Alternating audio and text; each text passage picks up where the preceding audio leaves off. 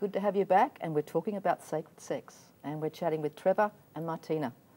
So Trevor, apart from the monthly evening evening meditation groups that you run, you also, what's the name of your men's workshop that you do? Yeah, it's called Trusting the Masculine. And what happens, we've heard a little bit about Martina and what happens in her workshops. What happens for you? Because yours is purely with men. Men, absolutely, yeah. Yeah. It's a 6-week program, 1 night a week for, actually 7 weeks now, 1 night a week for 7 weeks for 2.5 hours. And what I do is I introduce the men to a series of practices that has them be more full in the world. There's a lot of meditations, you sit there with your eyes closed and you hum and you feel the fullness of existence.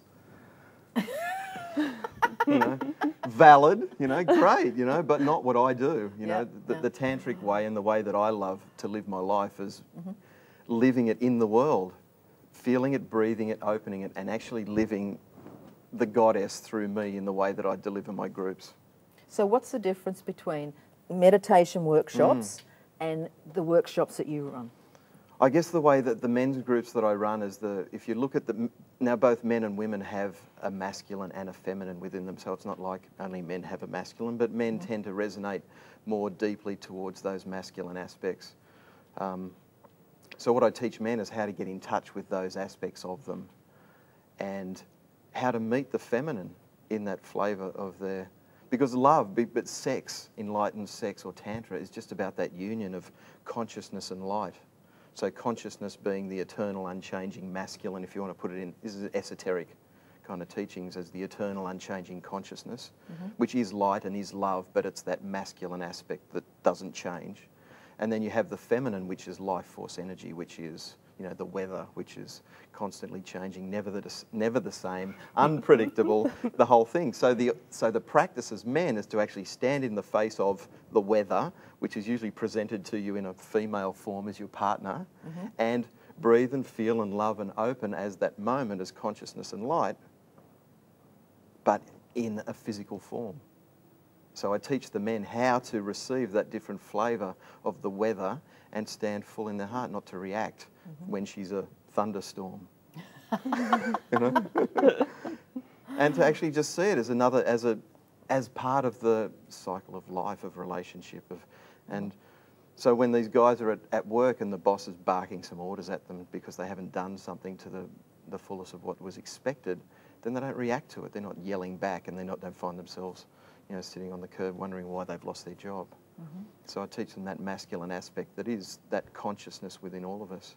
So yet again, Tantra is not about sex, it's about the whole of who we are and how we exist. Okay. Yeah. So why should men come to your workshops?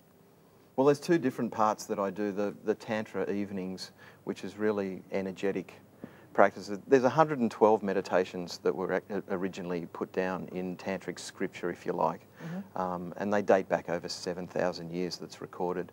I take these and put them into a way that people can actually practice together, clothes on, in a very safe way. A lot of the practices don't have any physical touch, some do. So they're done in a very safe way, and we create a beautiful space for that to happen.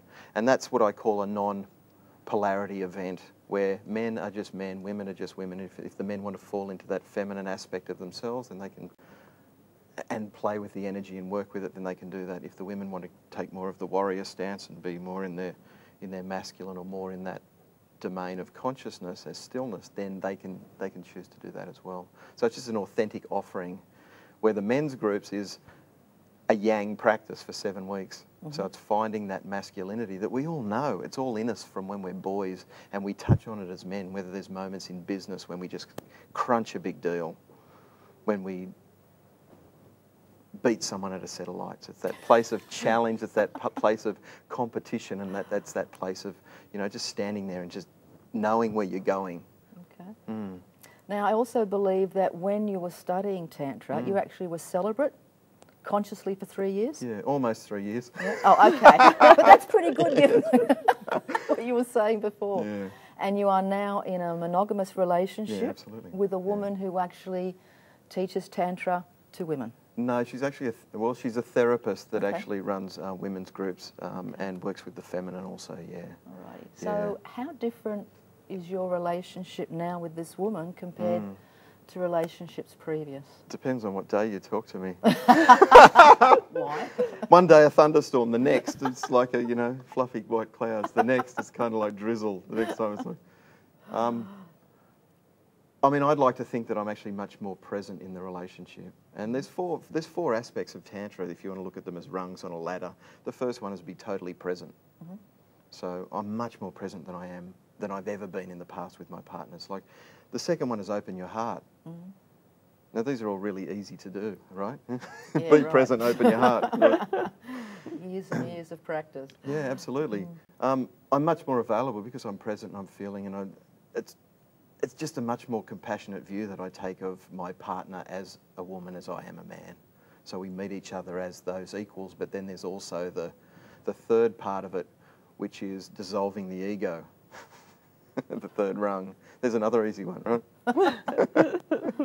Piece of cake. And the fourth one, if you get the first three right, then the fourth one just kind of happens spontaneously, which is merged with the divine, which is really when you're working with the polarities of the feminine and the masculine, and they're embodied through the practice or the breathing or, you know, the love making. Or when you're cooking dinner, it doesn't matter. It doesn't have to be some big hoo-ha to connect with these energies. It's just finding that moment when consciousness meets light as the masculine and feminine, and just feeling it, breathing it and opening it and merging with the divine in that moment. There's so many questions. There's so many questions. One of them that comes to mind, the rebellious Trev as a teenager. What do you think he'd say about you now? What would he think of Trevor now? He'd think of the 3 years that I was actually celibate and go, wanker. And what would you say to him? I'd say it was solo practice. I was a solo practitioner. Owner-operator. Owner-operator, that's it. Yeah, absolutely. I heard that in a women's workshop once. Owner-operator. I thought it was a very cool line. Yeah. And so therefore, how different is sex for you now? It's vastly different. Yeah. I mean, I guess if I look at my ways of the past, it was about me getting my instant needs met. It was about self-gratification. And it was about a needy desire to kind of hang on to my sexuality as a way of dominating and of being less than honest, I guess is probably the most honest term. That it was very dishonest, not only from my heart, but also from the way that I was treating women. So now, I'd like to think that the way that I meet my partner is from a much more honest heart space. And I choose to be in relationship. I don't have to be. I can do these practices on my own and still connect to a greater reality, but with a partner it becomes a much greater reality. It's an endless journey with a partner. It's much more rich and much more fun. I mean, okay, just on that area then, if you're talking to a couple of guys who had never experienced Tantra and they just went, oh mate, I don't need that, what would you say to them? I met some 65 and 75-year-old men that were having sex twice a day. They were connecting deeply to their partners. Their lives were very balanced. They had not only their work, their finances and their careers or their businesses were working very well. It's really about that balance aspect. And their partners were ecstatically happy. These were men that were having full-body orgasms that would last for half an hour, 45 minutes. Amazing. I think we'll go for a break and then we might come back and talk about full-body orgasms. Fantastic. What do you think? My favourite subject. I'm sure. See you soon.